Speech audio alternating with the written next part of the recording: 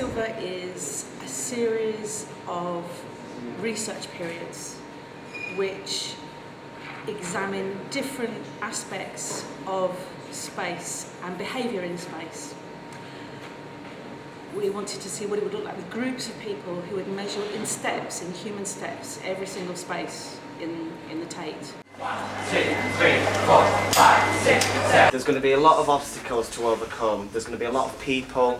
People will be in your way. There might be pushchairs and prams and God knows whatever else. We have got to be mega on the ball with it and very sensitive, and for it not to mess up.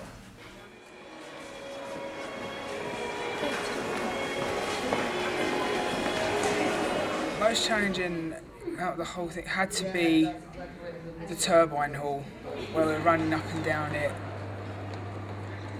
And it's crazy.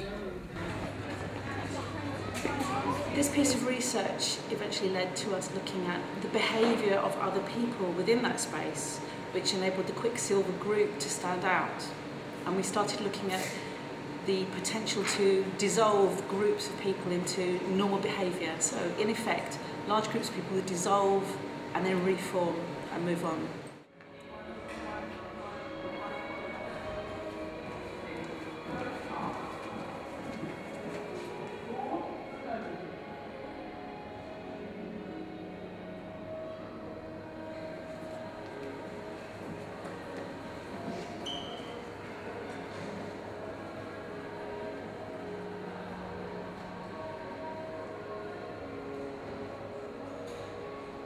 What I'd like to do now is to just get into everyone's groups, with your group leaders, just to talk through the order so everyone's really clear about what happened. Okay, so brains on. In the individual walking, we come out of the doors. Do you know where we start off? Mm-hmm. Yeah. We come out of the doors and we do 12. Let's talk through it. 48. 6, 7, 8, 9, 10, 11, 12, 13, 14, 15, 16, 17, 18, 19, 20, 21. Stop. This is where it gets difficult. 50.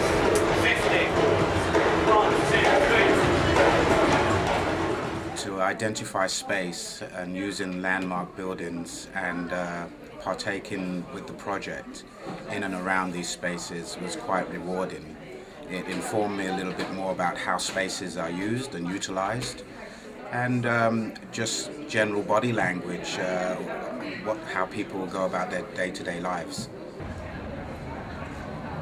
We wanted it to happen in such a way that it wasn't presented as a performance, but it'd be something that people came across as they used that space, those public spaces, in their sort of normal course of action during the day. So you might see a group of people form and dissolve, and that would be it. You might not go on to see any other aspect of it, but you just experience pieces of the research almost by chance. 10, 9, 8, 7, 6, 5, 4, 3, 2, 1.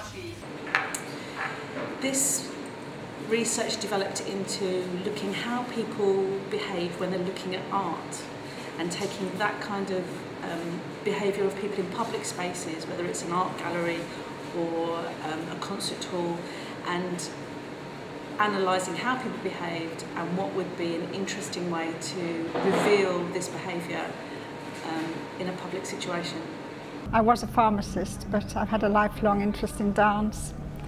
I've always danced, and I actually dreaded the turbine hall most, but in actual fact, in the end, I enjoyed it most, I think, because we've got such a sweeping space. You know, I loved it. I decided to do the Quicksilver project because I knew it was going to be a fun project to do, and I would meet a lot of new people. I've most enjoyed just doing the performance in general, really, just getting up there, making sure people can see what we're doing.